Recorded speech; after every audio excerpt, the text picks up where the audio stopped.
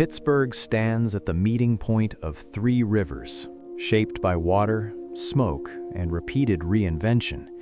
It is a city built not for elegance, but for endurance. Across a single century, it changed from a modest river town into one of the most productive industrial centers in the world. Its hills were cut, its valleys filled, and its skies darkened to support that transformation.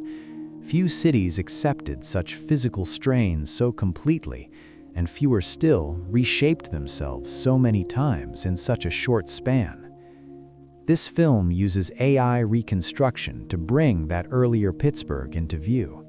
Historical photographs, maps, and written records are carefully interpreted and given motion and depth. Streets, bridges, mills, and neighborhoods are shown as they once appeared, not to dramatize the past, but to observe it.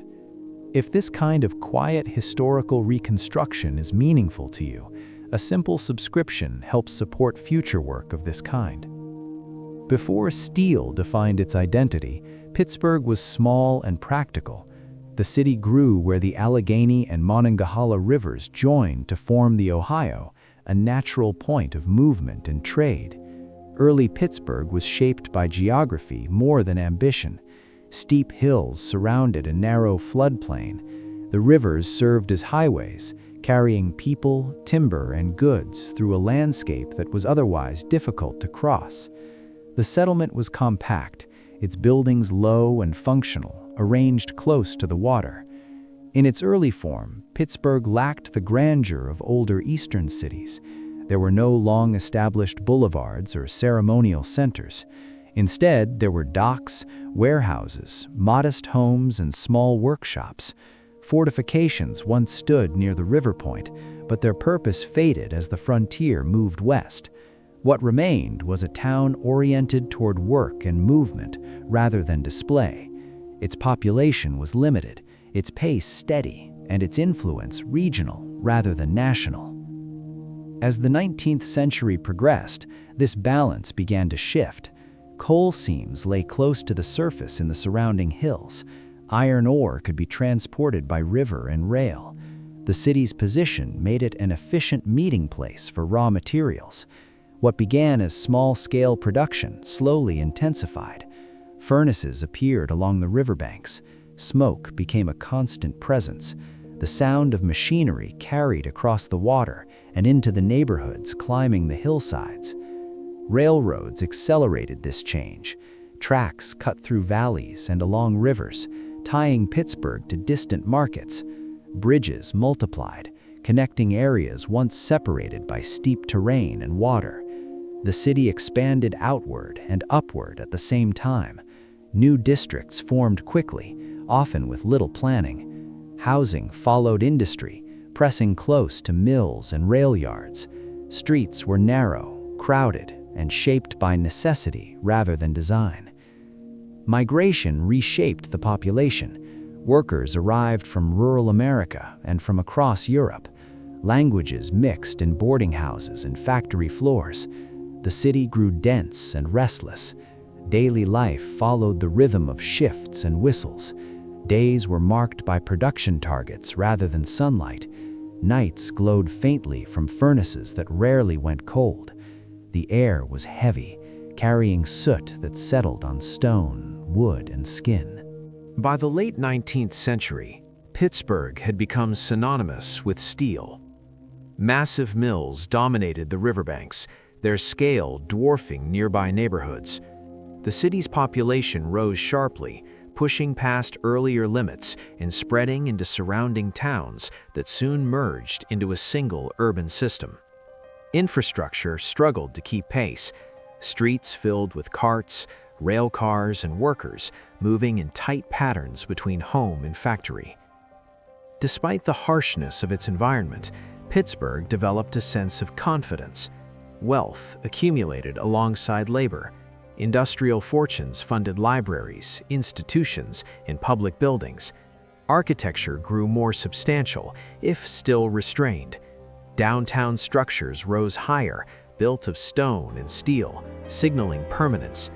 Bridges became symbols of connection, rather than obstacles, spanning rivers with increasing efficiency and strength. At its industrial peak, the city functioned as a continuous machine. Production, transport, and labor were tightly interwoven. The rivers carried finished steel outward, while raw materials flowed inward. The city's daily life was loud, crowded, and exacting, yet orderly in its own way. This was not a place of leisure, but of sustained effort. Pittsburgh had accepted its role fully, shaping itself around the demands of industry and the promise of growth. By the early 20th century, Pittsburgh stood at the height of its industrial power.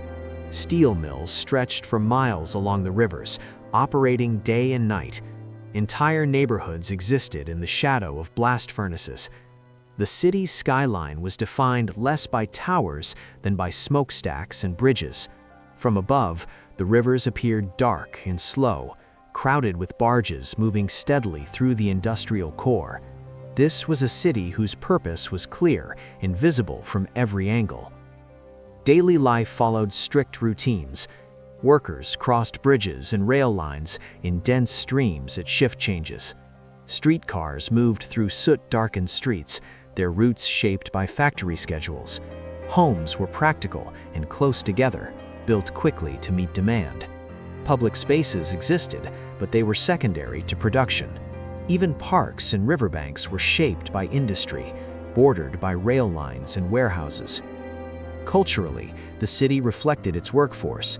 Churches, social halls, and small shops served tightly knit communities defined by work and origin. Leisure was limited and local. The city's rhythm left little room for display or pause.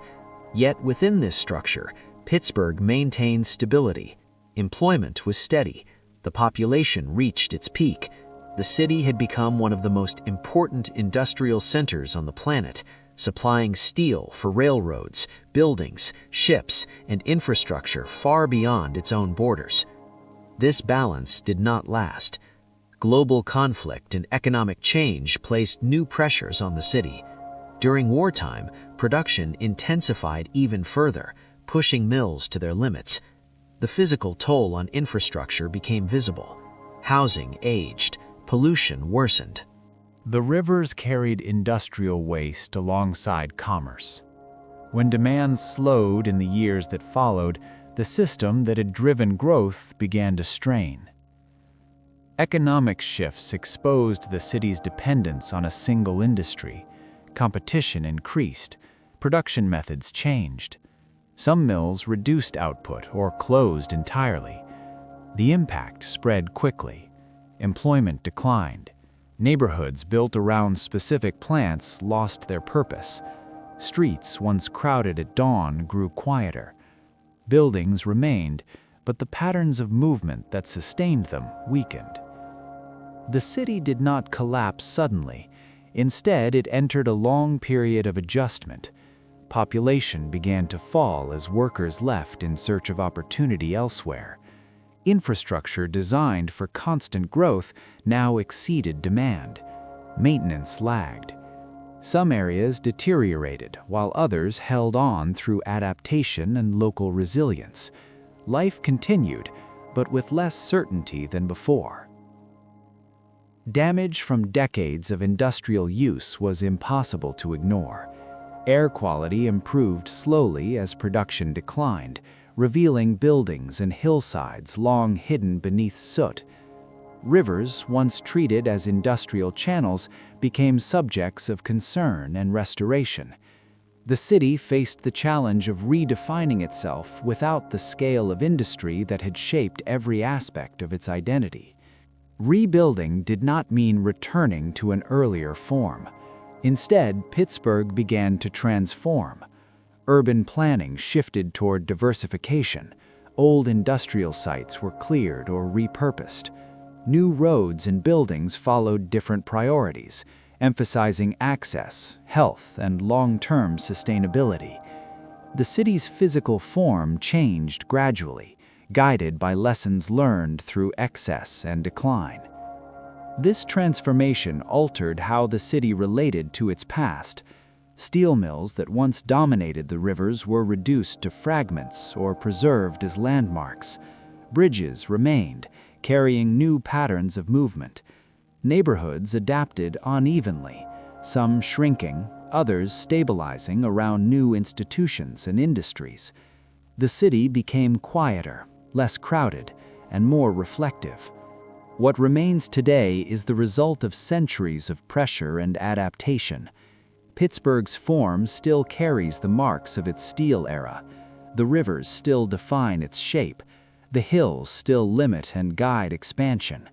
Yet the city no longer exists for a single purpose. Its identity is layered, shaped by growth, strain, and deliberate change. Looking back, the Pittsburgh of 1900 appears both distant and familiar. Its intensity is hard to imagine, yet its structures still influence daily life. The city did not erase its past, it absorbed it. Through endurance rather than spectacle, Pittsburgh moved from expansion to survival, and from survival to transformation. Its history is not one of sudden endings, but of slow adjustment, shaped by geography, labor, and time.